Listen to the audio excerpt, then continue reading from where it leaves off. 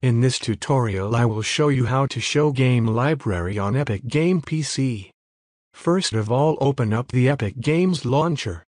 After that, click on Settings at the bottom left of the screen. Here, remove the check mark for this Hide Game Library. Once you remove the check mark, go back. As you can see now, I have the library option right now.